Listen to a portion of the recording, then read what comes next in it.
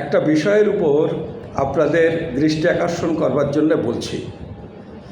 দেখুন, এই যে গভর্নমেন্ট ক্ষমতায় এসেছে, পশ্চিমবঙ্গের বিজেপি সরকার, এরা বলছেন যে ওই যে 27 লাখ 28 লাখ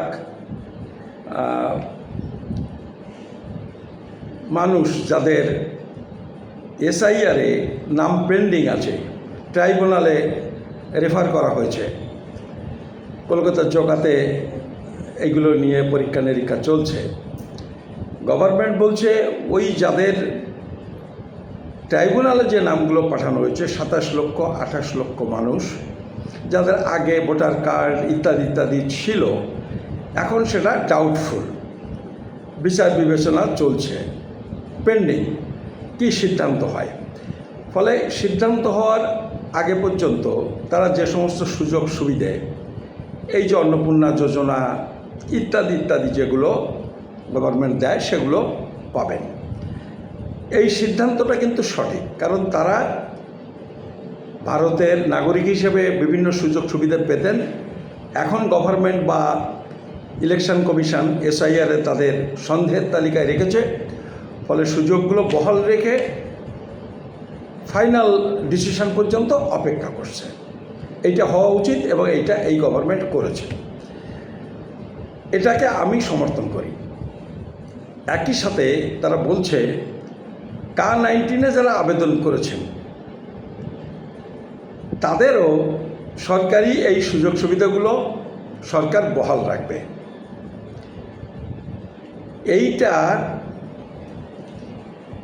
এই গভর্নমেন্ট সিদ্ধান্ত নিয়েছে ঠিক, কিন্তু যদি কেউ একটু ভাবেন তাহলে বুঝবেন যে এই যারা K-19 আবেদন করেছেন তারা কিন্তু নন জুডিশিয়াল স্ট্যাম্পের উপরে হলফনামা করে বলেছেন যে আমি একজন বাংলাদেশি, আমার বাড়ি বাংলাদেশের অমুক জেলার অমুক জায়গায় ছিল।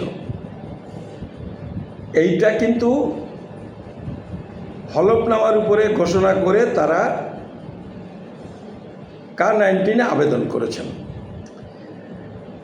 এই যে লোকটা, যিনি নিজেকে বাংলাদেশি বলছেন, তাকে সরকারি সুযোগ সুবিধা, অন্নপূর্ণা যোজনা ইত্যাদি আইনত কি দেওয়া যায়?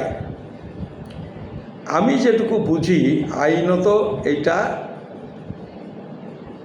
তাদের প্রাপ্য নয়, সরকারের দেওয়া উচিত নয়। কিন্তু এই সরকার তাদের দেবেন বলে ঘোষণা করেছেন। পশ্চিমবঙ্গ সরকার তাদের এই সুযোগগুলো দেবেন বলে ঘোষণা করেছেন। আমি এই যে তারা পাচ্ছেন, আমি এই পাওয়ার পক্ষে।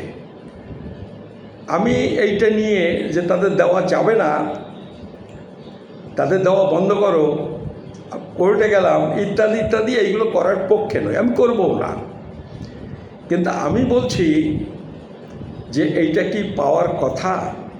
আমি গেলাম না, যাবও না, কিন্তু যদি কেউ যায় কোর্টে গিয়ে যদি বলে, এরা তো নিজেরা বলছে আমরা বাংলাদেশি, হলফনামা দিয়ে বলছে, সরকার তাকে কি করে এই সুযোগ সুবিধাগুলো দেয়? তাহলে এই গভর্নমেন্টকে দিতে পারবে?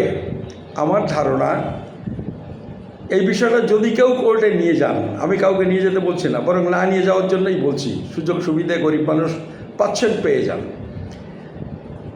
কিন্তু এইটা গভর্নমেন্ট করছে, এইটা কোনো আইনসঙ্গত সিদ্ধান্ত নয়।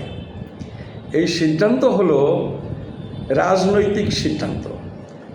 কারণ ওই কাতে আবেদন করার জন্য যদি সুযোগগুলো কাটা যায়, তাহলে মানুষ এই গভর্নমেন্টের উপরে, এই বিজেপি পার্টির উপরে আরও বিরক্ত হবেন, ক্ষেপে যাবেন, যে কারণে তারা এটা করছেন। কিন্তু উদ্বাস্তুদের বুঝতে হবে, সাধারণ মানুষকে বুঝতে হবে যে আসলে বিষয়টা কোন জায়গায় দাঁড়িয়ে আছে, কি হতে পারে। এই গভর্নমেন্ট করছে, কালকে অন্য কোনো গভর্নমেন্ট আসলে বন্ধ তো করতেই পারে, উল্টে দাবি করতে পারে এই টাকা ফেরত দাও। এই সমস্ত সম্ভাবনাগুলো কিন্তু আছে। আমি আপনাদের সবাইকে বলবো এইসব বিষয়গুলো একটু ভাবুন, ভেবে চিনতে এই কাজে আবেদন করবেন কি করবেন না। আমি করতেও বলছি না, আমি করতে নাও বা মানাও করছি না। আমি এই সব বিষয়গুলো আপনাদের সামনে বলছি, এইগুলো নিয়ে ভেবে চিনতে আপনারা সিদ্ধান্ত নিন। আপনাদের সবাইকে নমস্কার, ধন্যবাদ।